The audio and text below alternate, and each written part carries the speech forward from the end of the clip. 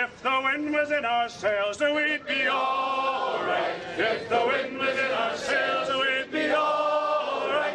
If the wind was in our sails, and we'll all hang on behind, and we'll roll the old chariot along. We'll roll the old chariot along. We'll roll the old chariot along, and we'll all hang on behind. Hey, how's it going, everybody? Diggy Mole here, and welcome to my new series, Runescape 3. It's time to give this game one last chance. Now, I say take that with a pinch of salt, because you know what they say is very true. You never truly ever quit RuneScape in some form or some way or whatever, because I played this game now since, I can't quite remember the year, but I'll give you my age. I think I was about 11, maybe 10. I'm now very close to 28. So on and off though, I've not played it consistently. Old School was my main love for a long time. Once that came out, stopped playing probably about 4 months ago, and decided to come on to RS3 about 3 weeks ago now. This isn't 3 weeks worth of playing. Don't worry, I'm not that sad. I don't have that much time either. But I think I made this account about 2 years ago. Played for a few months, got bored, and came off. At the time, I didn't really try anything new. I was trying to play it the way I played Old School, or in that 2007 mode where I was doing everything that you would do in that game. And this game is completely different. What if you're thinking about playing RS3 and you haven't played it yet, or you haven't played it for a long time? Please, just if you're gonna when you start the game, start with an open mind. Do as much research as you can. There is a fantastic resources out there. The wiki is brilliant. There's plenty of good YouTubers. So, do a bit of research, watch a few series. If I have to recommend a series for you, it would be Dark World Order. You search him. He's a guy who came from osrs onto RS3. He did a from scratch series. This isn't from scratch. I would have liked to start it from scratch and recorded it all, but the thing is with that, I'd have had to, obviously, everything I've done on this would have been pointless again, and I don't want to keep being in that loop of starting new accounts constantly for whatever reason, so I just jumped on this. I have fairly decent stats to start with. My first sort of goal on this account is Invention and PVM stats. So PVM stats being high level prayer, high level herblore, high level summoning, and them like the mid 90s, obviously like overloads, stuff like that, decent curses, all the quest lines for all that sort of stuff for PVM. We're just going to be focusing mainly on PVM on this account, and probably quite a bit of merching, but I might do that as a separate series because I do love merching. The GE is so easy to manipulate in this game in comparison to Old School, because there's far more items and there's far less players. So you can make. I mean, I think in the last 4 or 5 days, maybe 4 or 5 days since I've been tracking my progress and what merches I've been doing, I've probably made upwards of 30 mil. I also have another item in the bank. I have about 800 of them, which is, I think it cost me about $1 million. I will be selling it for about 30 mil, but the margin at the moment sort of disappeared, but it will come back. So let's just give you an idea of the sort of money you can make. Now, I did move my OSRS gold onto here, so just going to put that out there. I transferred 100 mil OSRS for 400 mil RS3. I don't know if it was a wise thing to do. I don't know if I should have really just, started out with what I had, like a couple of mil. But I thought there's no point in the money sitting in OSRS. I might as well use it here. So the first way I got rid of it, some of it was a Grace of the Elves and a Look at the Dwarves. Grace of the Elves is now untradeable. It costs me 32 mil. Comes untradeable once you equip it. There is so many benefits to this item that I'll go into more detail another time. But basically, whenever you're doing a gathering resource, so for example mining, there's a chance that these Siren Spirits will pop up. You click the Siren Spirit, and then it rolls you a random item on the drop table, and it can also go onto the super drop table, which is even better items, and it pops it in your bank. So over time, it may be a very long time, but the 32 mil I spent on this, it will repay itself and more with profit. So again, it's a good little investment. The cash stack probably won't be getting used for a long time anyway. Like I say, I'll be constantly investing it, be doing it, so I can get obviously all the high end buyables, stuff like that. That's where it'll probably go. Now, another thing, if you're thinking about playing RS3 and you're not for whatever reason, I know the reason for a lot of people is MTX, and it pisses a lot of people off. People hate the concept of it. They don't want it anywhere near Old School. They feel that RS3 is It's the camel's back at the moment. It's holding up the funding due to MTX, and they don't want to see RS3 collapse in a sense or die, because then that MTX may move over to old school. I know they poll everything over there, but you've got to think of them as a company, Jagex. They have to make money. The bulk of their money, I think, comes from MTX. It doesn't come from subscriptions. And yeah, that's a whole nother story anyway, but don't let it put you off playing the game. What you can do, what I advise you do, is ignore it. If it pops up for whatever reason, close it off. You don't use it. You don't have to get your card out. You don't have to get your wallet out, your mum's credit card or whatever. You don't have to spend money on this game. It's the same with Rune Metrics like this. I'm just trying it out for a month. It's £4. I just wanted to see what it was, what it did. It's okay. I don't know if I'll continue to pay for it. Probably won't. But again, that's for you to make your own decision, to make your own opinion on, not me. So yeah, MTX. If it pops up a little chest, cross it off, ignore it, pretend it doesn't exist. I'm personally, anything that's free, because you get keys for questing and dailies, and you get so many keys a day for logging on. I just use them. I'm not going to put any more money into it. I have spent probably about £30 in the past in total. I'm not going to spend any more money, because I feel like you don't need to. You don't have to spend the money on it. And there's been a few controversial things lately where they've, well, yeah, a few, let's say, very hard push, hard sell events, treasure hunter events, where there's been like tier 80 armor in there, and yeah, I didn't really agree with that, and a lot of people didn't either. So hopefully they move away from that and just keep it solely bonus XP and cosmetics. That I'm happy with. It's fine. But enough of that. Just talking absolute crap now. I'm rambling on, which we don't need to. So where are we going with the account? I think the best thing to do to start, in a sense, is going to be questing. Certainly there's a few series I want to get done. I have started doing them in chronological order. I'm going to stop because it's not... in a sense, it's a good thing to do, because you're never going to need a prerequisite quest for every quest you're doing. So you'll never have to do like another quest to start that one, because you're just doing it in order. But I'll also be missing out a lot of content that will be good to me at this level, at mid-game, mid to late game, especially Menethos, things like that, where the quests are a lot further down. I think they're like last few three years or so, somewhere around here. So I don't want to be missing out on content just because of a quest list order. When there's like, what, I think there's something ridiculous like 400 quests in this game, am I right? With 300, maybe 280 quests or something like that. My maths is probably well out, but yeah, I don't want to be missing out on new content just for the sake of doing quests in order. So forget that. So we're probably going to go for Plague's End as our first real main goal, and there's a lot of stats I need 75 in, so that's what we're sort of working on now. Invention as well is a very early goal. I want to get Invention started as soon as possible. I know nothing about it really, the very basic, so it's a new skill. I want to get stuck into it, and I think yeah, that's pretty much it. And there's stuff like, well, I've been going for a side goal as well of items ready for Slayer. So we've got our Bone Crusher already, got that out of the way. Been doing some dungeons with my cousin, and we're currently working on Charming Imps. I know he got his yesterday. I'm a little bit behind him. He's a bit of a higher level than me. So I've got about 60,000 more tokens to go for that, and then there'll be a few other items out of there that we're going to grab as well.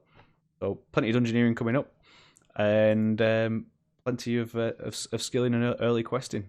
So I'm super looking forward to doing this series. I hope you are as well. And if you do enjoy the video, anything, any tips, any any criticisms, anything like that, I don't care. Post in the comments. I'll reply to you as best as I can.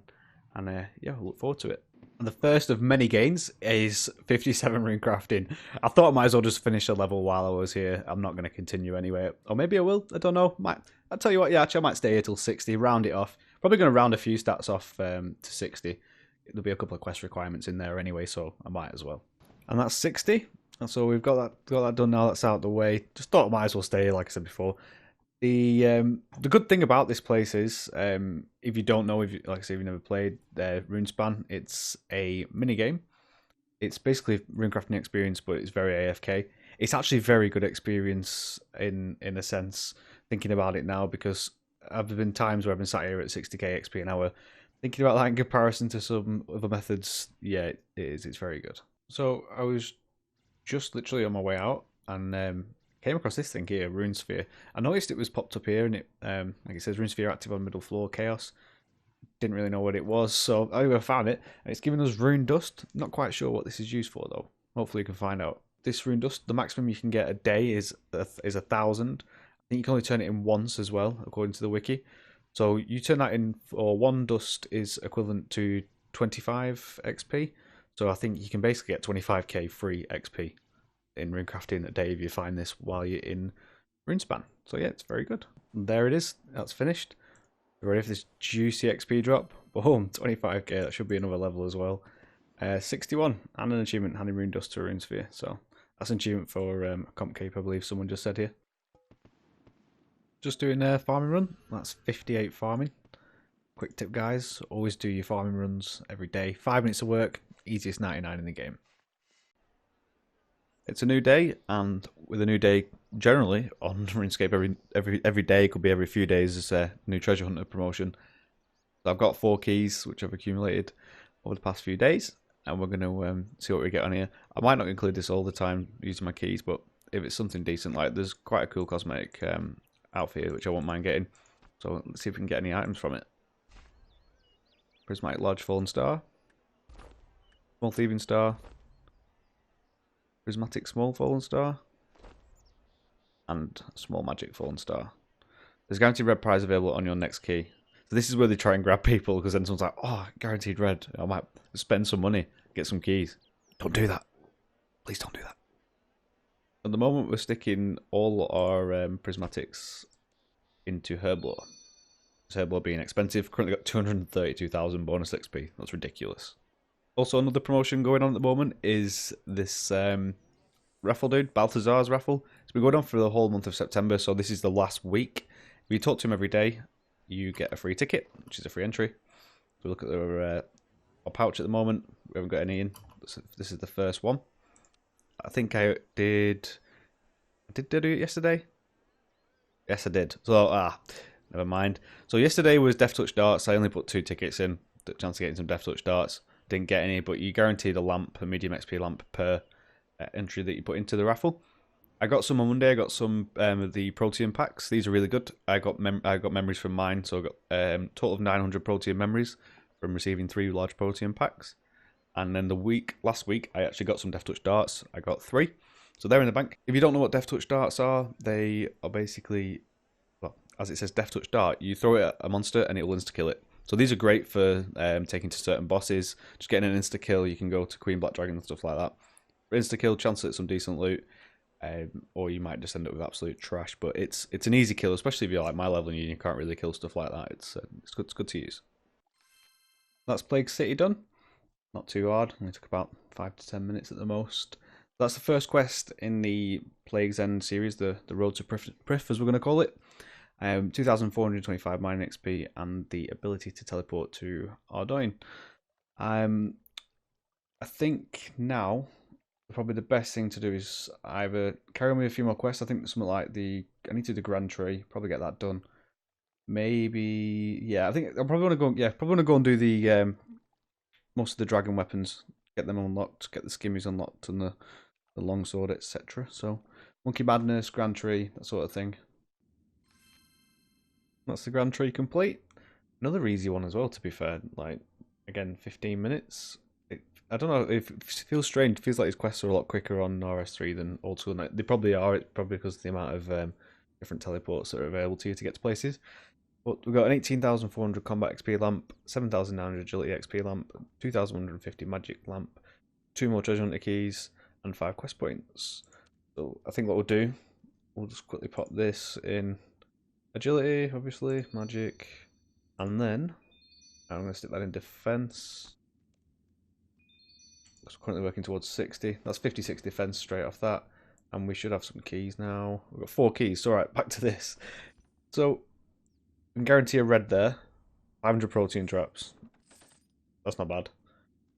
I'll probably convert them to something else. But, yeah. A times 4. What's that do? 4 medium fallen stars. Okay. We've got a times 3. Some prismatics. And then we're going to have to use up some space here. We'll just eat a food. And a D&D daily token reset. That's pretty good. We're going to do our daily VSWAX. If you're not sure what this is, if you come to the Runecrafting Guild, you can access it by teleporting via your Wicked HUD. and then going through the portal to the Runecrafting Guild. Interact with the Rune Goldberg machine here. Now, basically, each day the runes are different. So, depending on, obviously, whether you get the right runes or not, it's going to give you a set amount of Viswax out of 100. Now, this Viswax is currently worth about 7.8k each, I think, roughly. The best thing to do is if you go to warbandtracker.com/Goldberg, I'll leave a link to that in the description. It will basically, based off what people have submitted to this website, each day you can submit your results as well.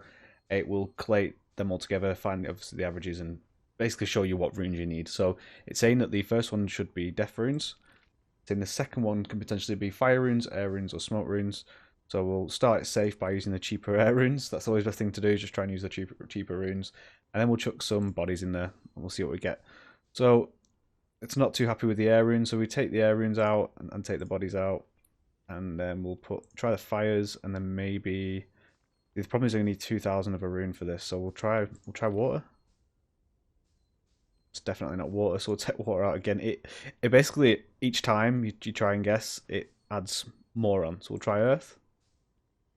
94 V-Swax, there you go, that's decent. So we'll combine them. We've got 94 V-Swax there.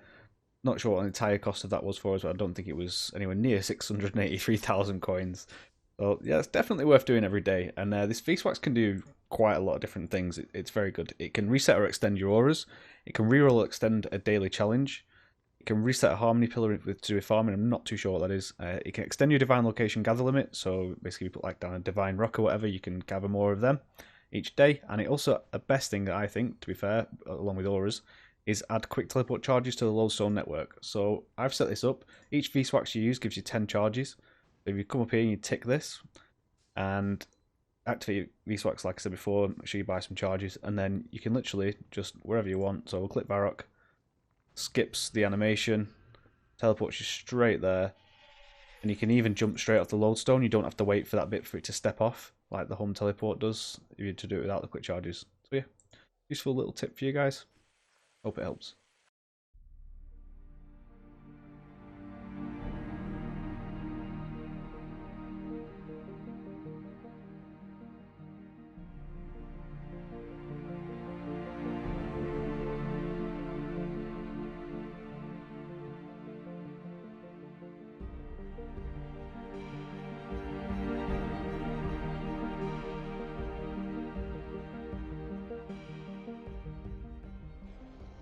Well, that was hard. Okay. And after that overwhelmingly difficult boss fight, we've completed Monkey Madness. That was a little bit annoying. There was a few times on Apatol, just at the start, the first time I got put in prison, where you got to go through the long grass and try and avoid the monkeys that got caught and kept getting put back in. Me just being an idiot, really. That's all that is. That wasn't too bad. The boss fight was, like I said, yeah, extremely easy. I'm sure that being harder. It's definitely a lot more difficult in old school at lower levels. It might be because I am combat level 82 in this, and magic hits like an absolute ton of bricks, even at level 62. So it's probably more to do with the OC than anything. So with that now, take our reward. Quite a few decent things from this. The main thing being, what's this guy saying? Blah blah blah blah blah blah blah. We're going on an achievement as well. Nice.